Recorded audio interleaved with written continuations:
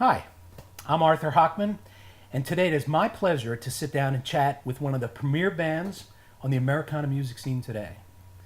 They just released their 5th LP, and it's called The Red Album. Actually, it's been a digital release, and the physical release is going to be on the 27th of May, so run on out there and get it.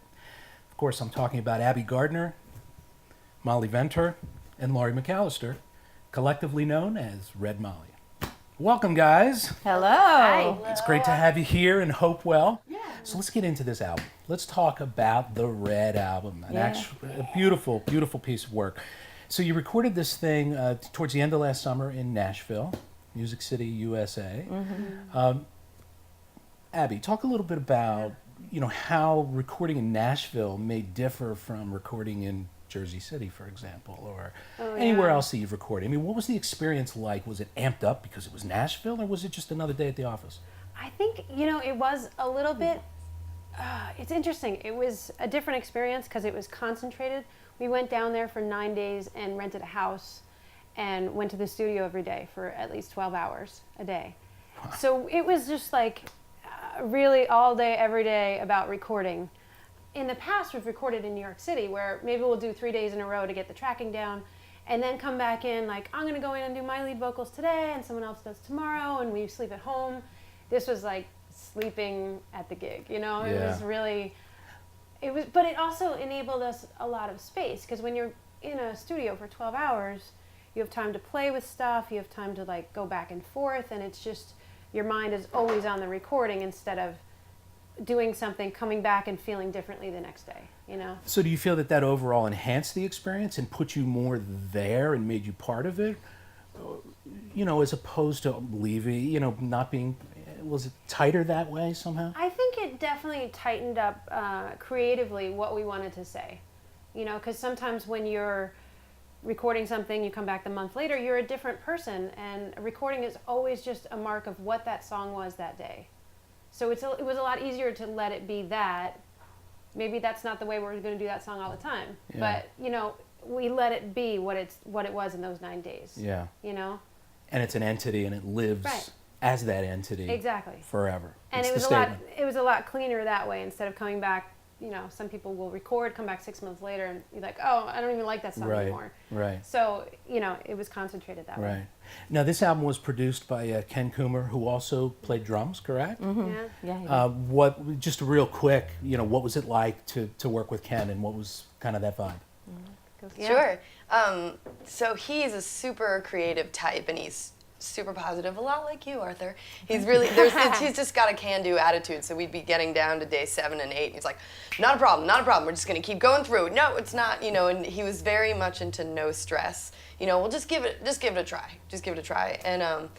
And so that was fun, because I think it loosened everybody up. He kept throwing different guitars at me to try and play. He had like effects pedals for Abbie to try to play through, and as a drummer, then we could say, we could give him feedback too and say, oh, that, mostly what he played was what we took. And then every once in a while we'd listen back and say, oh, can you try this feel? And so he could do both sides. He could be producer, and then he could also be instrumentalist. So was it really Ken's idea to introduce this bevy of new instruments? Yeah. Yeah. I mean, but I guess we were open to having a producer because we were sort of ready for new sounds as well. We've been making our own records essentially from the beginning. And so we would use a great engineer in New York City named Mark Dan, and we would kind of be in control of everything, in creative control. But we were ready after having made 4 records. We were kind of ready to just put it into someone else's hands. So I think that was kind of the big difference for us, more so than like recording in Nashville versus New York City. It was recording with a producer versus self-producing was different. It took a lot off our shoulders, and it allowed these really fun, interesting things to happen. Like I'm sure you've listened to the record, there's a place on the record where there is this unbelievably great whistle solo by our bass player, Craig Aiken, and that wouldn't necessarily have happened if we'd been in a different situation. It was Ken who was like, what is that? Because Craig was just whistling randomly in the background in the control room. Right. And then he was like, get in there and do that. So it was just nice. That's just a tiny example, but mostly it was nice to kind of give it over to someone else so we could focus on the music. Right. Yeah. it kind of amped up that creativity a little bit and kind of Yeah. introduced some new things, like some of these instruments. And I got to ask you, I mean, I've got a list here of some of the instruments that were used on this recording. Electric dobro, piano, the Rhodes, electric guitar, high-strung acoustic guitar. What's a high-strung acoustic guitar? Is that a really uptight guitar? Yes. strung. It felt really very tense stressed the out. Had whole to go time. I there. had to massage it. Yeah, I had to go there. It was just strung in an octave higher, Oh, right? okay. Yeah, I think I'm so. trying to remember. We both played it, I think. Yeah, we both. It's funny. We did both play it. Yeah. But it's the strings are a lot thinner, and the sound is just like the high end of the guitar. Like the Okay. whole sound of that guitar is all high end. Okay. So it gives this like shimmery quality. All right, so let's talk a little bit about the process of choosing the material for this recording. We got 13 songs in this recording, 8 of which are originals, in comparison to Light in the Sky, which had 3 originals. So can I assume then that one of the goals was to infuse some more original music on this recording?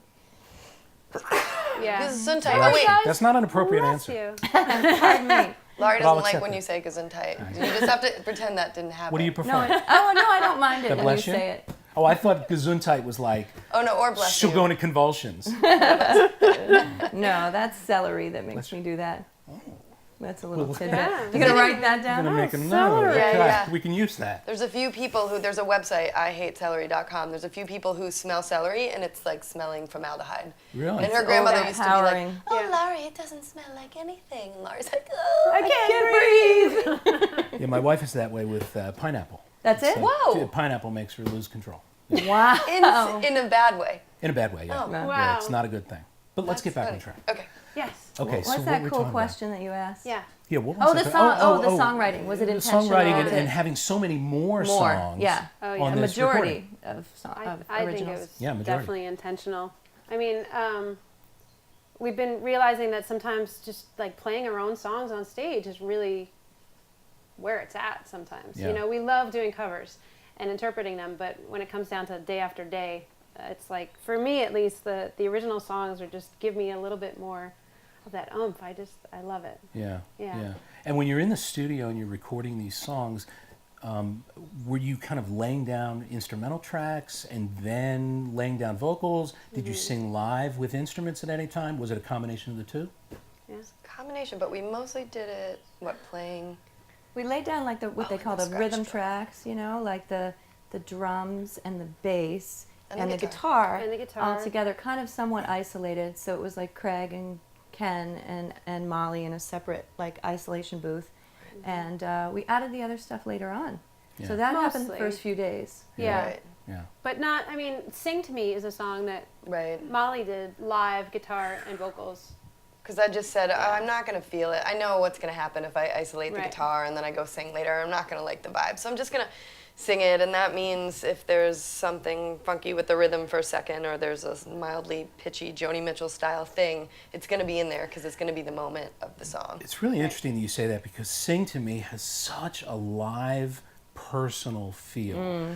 And I don't know if it's a metaphor, but I mean, she is singing, Molly, you are singing to the listener to the point where you even get a little bit of a gravelly thing that's going on at the back of your throat in one particular phrase. Right. It's so real. It's so in the moment. I mean, absolutely gorgeous. And I definitely have that to talk a little bit about down the line. Just, I mean, everything on this album is beautiful. There are moments, there are things about it that just, you know, absolutely take it to the next level. Such and that's, variety, right? that's one of them. That's one of them. Okay, so here's some words that have been used in print to describe the Red Album. Edgy, dark, unsettling, gritty. Would you agree? Some of the songs, Yeah. for sure. I mean, the album starts out with a song by our friend A.J. Roach called Clinch River Blues, and it's kind of starts out with a stomp and a clap, and it's in immediately sort of dark feeling. And then the story of the song is really about, it's mysterious in a way, but something happened, and the lead singer is basically heading down to the river with a big bag of rocks and going to throw herself in and just end it. So, you know, clearly a dark subject matter, but we kind of do it with so much kind of life and excitement that we're hoping that the way it comes across is affirming in some way, like not depressing at all. And we sort of set up the album in that way, but then there are really hopeful songs to juxtapose that kind of vibe. Yeah. But we're going with a sort of edgier, darker thing because we've done this sort of good girls of Americana for a while, and that's who we are. But we just want to experiment with other sounds. Yeah, and what's interesting about Clinch River is that if anybody's actually heard the A.J. Roach version, that's dark. Yeah. Okay? You guys are dark, but you bring the smoothness to the darkness, which, I mean, that's the way that I felt about it. Let me talk to you a little bit about Clinch River. Because it opens up the album, it's so strong and it's such a presence. I like to call it vocal pyrotechnics. I'm the type of person that when I listen to a piece of music for the first time, there are no lyrics in my world. It's all about the music. Right. Probably 3 or 4 times into it before I actually start to listen to the words. This song, to me, is vocal pyrotechnics. I mean, it's basically broken into 3 different pieces. Right. You know, vocally. I mean, you got the woes. Whoa. You've got the went. Yeah. Right. Yeah. And then you've got the doo-doos. Right. Okay. Yep. So it's in You 3 got it. pieces. But all 3 of those are so vocally satisfying to the ear. Do you ever choose a song, and I'll give this one to Abbie, do you ever choose a song more for just the musicality and say, you know something, the story, it sounds so cool, we're doing that one? I mean, yeah, I feel like that happens sometimes. The groove in this song, in AJ's version, I'm so hooked on his whole record. The vibe of the song and the groove really affects me for sure. At some point, the lyrics have to be involved. Like if they're just lyrics that I don't agree with, it's like I can't really do that song. I can't really cover that song. So that's kind of the deciding factor. But yeah, a song like Clinch River, is that a story that I feel like I need to tell?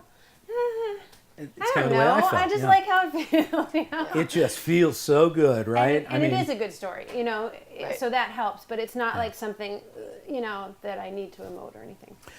All right, so let's get into the individual songs. Now that we're talking about Yeah. Clinch River, let's talk about some of these songs. We've got, of course, what Red Molly album would be complete with at least one from Mark Arelli, one from Daryl Scott. So that was kind of a given. Yeah. We've got the originals that we talked about. We've got a couple of what I like to call mega covers, one by Richard Thompson, which we'll get to, and one by somebody named Paul Simon. So we'll talk about that one too. But what I wanted to kind of open up with was a little discussion of When It's All Wrong, which is a song written by Abbie. You know, this is like a 2-act play to me. It starts off, it's very burlesque-y, it's very kind of torchy. Yeah. And then it morphs into this sort of Quentin Tarantino-esque spaghetti western. Yes. Oh, wow. You know, complete with the tremolo at the end, and it's just got this whole sort of vibe. You got to talk to me a little bit about where were you coming from on this thing? The song, it was inspired by a accordion player that I met up in Rhode Island. We were at a gig and he was really grumpy. He didn't say anything the whole show. And then finally we were outside, standing up against the wall. He was like smoking and it was raining and he's just like, finally he turns to me and he says, "I'm only happy when it's miserable." And Nice. I was like, whoa, I'm so sorry for you, but that's a really good song. I gotta go. Wow. So wow. I took that nugget and I was like, wow, that needs to be a song, but I needed to change the words a little bit. I'm only right when it's all wrong felt a little bit more singable to me. Right. And I started the song, I got pretty far into the lyrics, the bridge, that kind of thing, and I was kind of stuck. I started writing it as in a major key, as like a Hank Williams, like, I feel so sad, but this is sounding happy. I would really like to hear that because, boy, that would be a different world, It's wouldn't it? very different. Yeah. I have it on my computer. It's fascinating. Oh, okay. So you Yeah. got to share it sometime. Because it's Yeah. basically the same melody put over major chords. So then I brought it to my favorite co-writer, Jonathan Bird. And he just, he sent me some lyrical ideas and we went back and forth. And then one day he just sent me this email that says, "How about this tack?" Meaning, how about this attack? And he had an MP3 of it in a minor key. And I was like, whoa. Yeah. I'm only right when it's all wrong. Up half a night,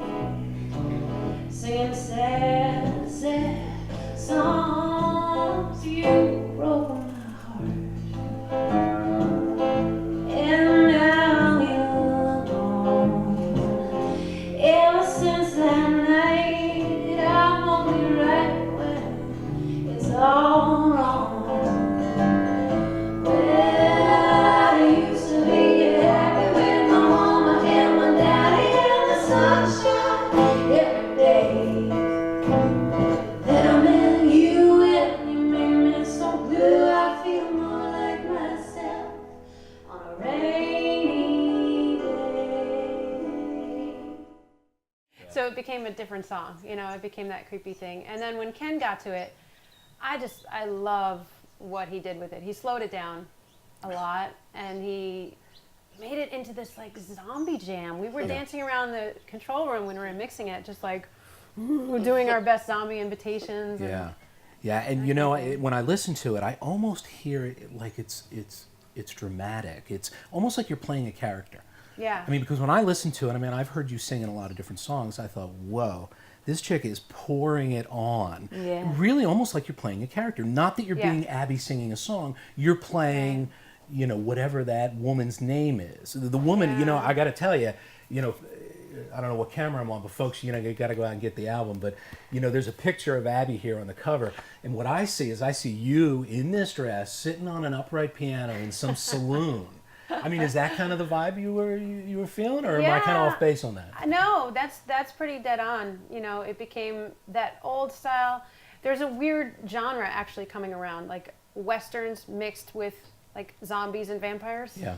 I don't know. I mean, that's like a new literary genre. But yeah, that kind of has become what it is. Yeah. And honestly, the day that I recorded the vocals on that, some really emotional stuff happened with my family. So I had a lot in me to get out. There you go. So It's there. it was the right time, I think. Yeah, it's there. Yeah.